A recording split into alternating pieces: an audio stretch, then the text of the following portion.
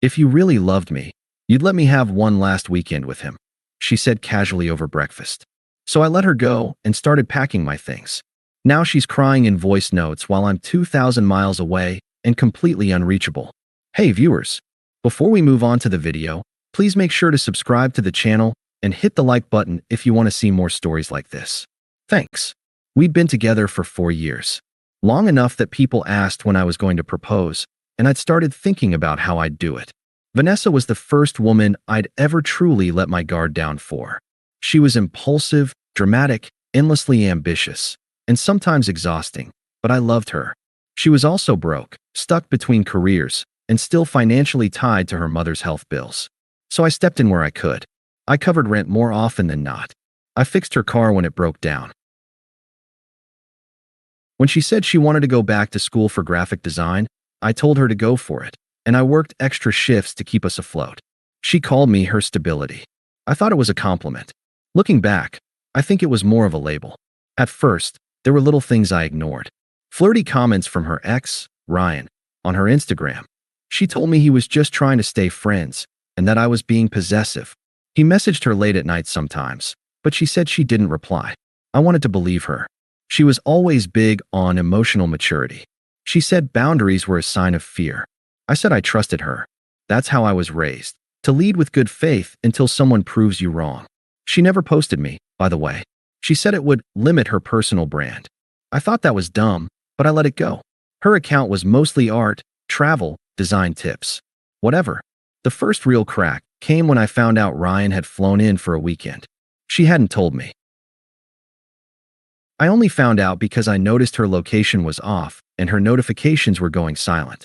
When I asked her about it, she rolled her eyes and said, "I didn't tell you because you always get weird when I bring him up. We just grabbed coffee." I needed closure. Closure. That word again. It was the kind of thing that sat in your chest, like a lump you couldn't cough up.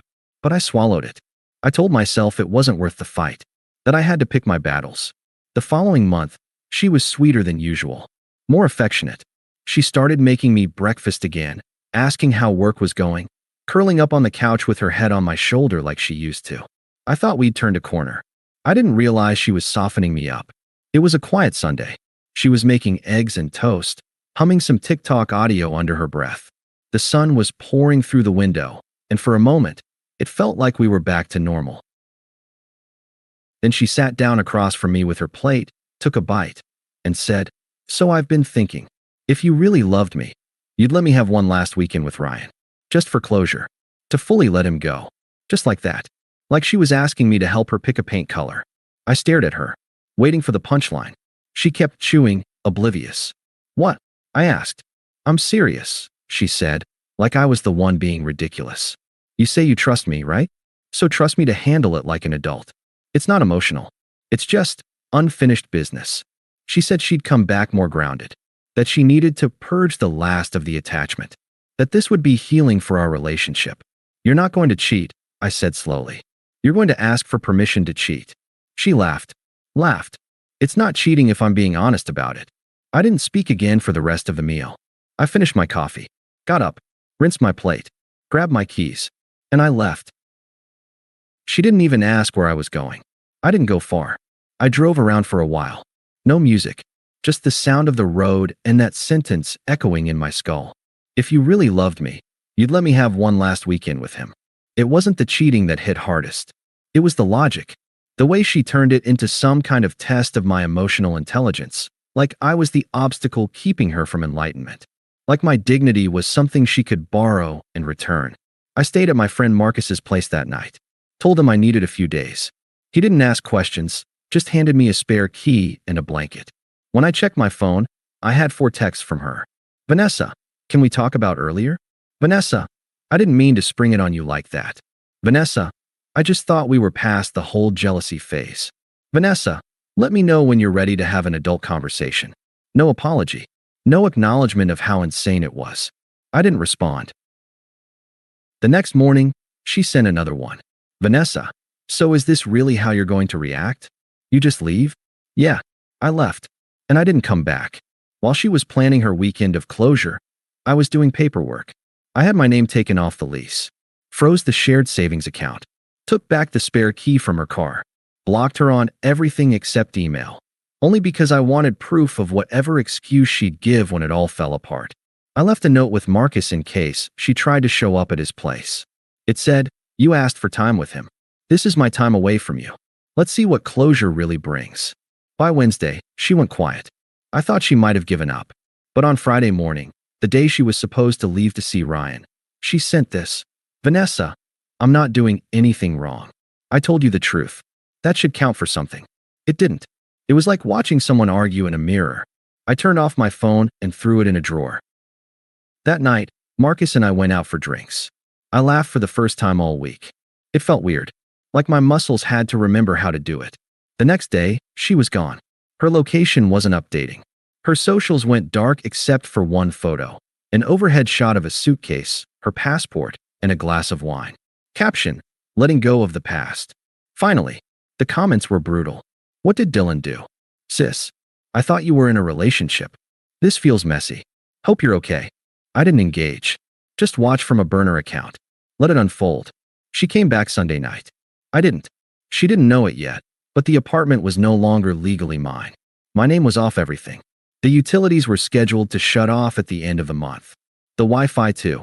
I'd even had my mail rerouted. That night she called me 5 times. Then she switched to voicemail. "I thought you were mature enough to handle this. I gave you honesty. Most guys don't get that. You said you wanted truth. Well, I gave it to you. Then, you've always been so dramatic when you don't get your way. Then, I don't even know what you're doing right now. Are you with someone? Is that what this is?" Then finally, "Okay, you made your point. Can we please just talk now?" I didn't respond. She thought I'd be waiting on the other side of her closure. She didn't realize I was her closure. She tried to act unbothered at first. That Monday, she posted a story from the apartment. Candles lit, music playing, wine glass in hand. Caption: starting fresh. Centered. Lighter. She didn't tag me. Didn't mention me. But every mutual friend who saw it knew. I'd already told a few close ones the truth, not in anger, just facts. One screenshot. One sentence. "If you really loved me, you'd let me have one last weekend with him." That was enough. They didn't argue. They didn't defend her. They just nodded and stopped asking questions. By Thursday, the story stopped. No more quotes, no more healing posts. Just silence. Then came the texts. "Vanessa, okay, I think I need to explain what really happened. Ryan reached out a while ago, not me. He said he had a lot of regrets and wanted to say it face to face. That's all I meant. Vanessa, I didn't even stay the full weekend. I left Saturday night. It didn't feel right. Vanessa, can we just talk? Please." Still no apology. Still no ownership. Just a soft rewrite of the truth. I didn't answer. So she called. 3 times. I declined each one. An hour later, I got a voicemail. Her voice cracked halfway through. "You didn't even wait to hear what I had to say. I came back expecting you'd be here. I thought, after everything, I at least deserved that. But you packed up and ran like none of it ever mattered. Was it really that easy for you to just forget me?" No, it wasn't easy, but I did it anyway. Because she'd stood in front of me and asked for permission to sleep with someone else and called it love. There's no coming back from that. Later that night, she DM'd Marcus. "Can you please ask Dylan to call me? I just want to fix this." He left it on read. Sent me a screenshot and asked if I wanted him to block her. I told him it wasn't necessary. Let her keep trying. Let her sit with what she created. The next week, I saw her tagged in a brunch post with 2 of her friends. Comments were off. I clicked through one of their profiles later and saw a comment on a separate post. "Vanessa's not coming? I thought you guys were tight." Reply: "We've got different values now." Translation: even her circle was backing away. She wasn't inspiring. She was radioactive. The next message she sent me was longer. Desperate. "Vanessa, I don't know who you've been talking to or what you think happened, but you're turning everyone against me. I made a mistake, okay? I didn't cheat on you. I just made a bad call, but it came from a good place. I wanted to be free of him for you. You're the one I came home to." Then she attached a photo of us from a trip we took to Portland. Her hair was shorter back then. We were sitting on a rock near a waterfall. I looked happy. I didn't feel anything when I saw it. Just a faint memory of a guy who didn't see it coming. That guy didn't exist anymore. She texted again the next morning. "Vanessa, I still have some of your stuff here. Do you want to come get it? I already had everything that mattered. The rest, she could keep or toss. I didn't answer. She started leaving voice notes next. I don't know what I'm supposed to do. You won't talk to me. You won't let me explain. I don't want to lose you. Can we just reset everything? Please. I'm not okay. The voice cracked again. Longer this time. Then another. Why are you being so cruel? You said you loved me. Don't pretend you didn't mean it. And another. I hate that you're making me beg. I didn't respond. Not because I didn't have things to say, but because there's nothing left to say to someone who tried to test your love by offering herself to someone else. She called it closure.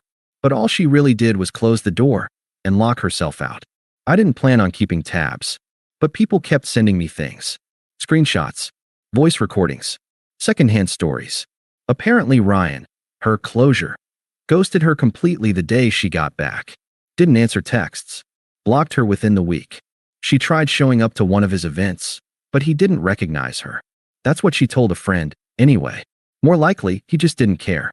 She'd burned her relationship, ruined her reputation, and the guy she threw it all away for had discarded her like expired milk.